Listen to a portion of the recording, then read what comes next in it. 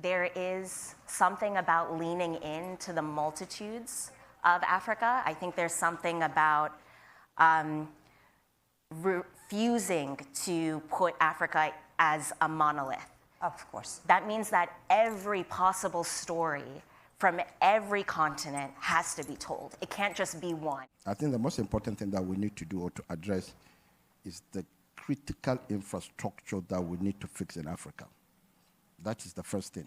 We can talk about anything, but Africa is lacking as far as infrastructure is concerned. And without infrastructure, there is no way we can develop.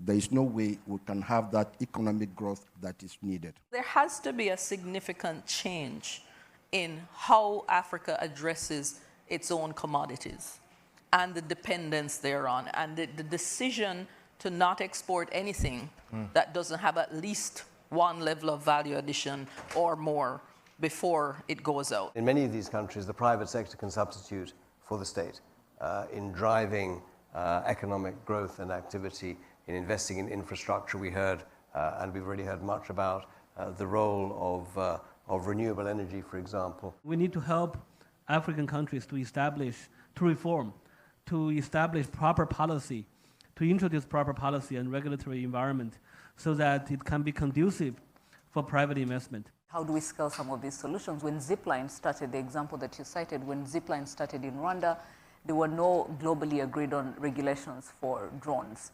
And so we could have just sat and been in a sit and wait mode until someone figures out the regulations and everyone is comfortable with the risks that come with the drone technology, or we choose to be a front runner in terms of how do we adopt this technology. We need an African to sit here to pull out of his or her coat and show us a device that can do PCR. I mean, I'm a virologist. I know where we started with PCR, the machines were this.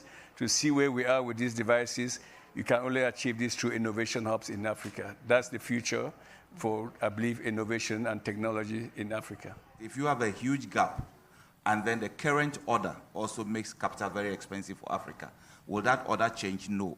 Against the background that several African countries have gone or opted for structural adjustment programs to deal with frailties, vulnerabilities in their program post-COVID, post-Russia, Ukraine, and post probably a bit of mismanagement internally. The reality is that financing cost is not going to come down today or in the shortest possible time. We have only 1% of vaccines used in Africa coming from Africa. We have only 5% of diagnostics used in Africa coming from Africa. That one is exposing our continent if there is any other outbreak. This is why our head of state, they decided to task Africa CDC to develop a program that will help us by the 2040 to have at least 60% of vaccines, therapeutics, and diagnostics used in Africa coming from Africa.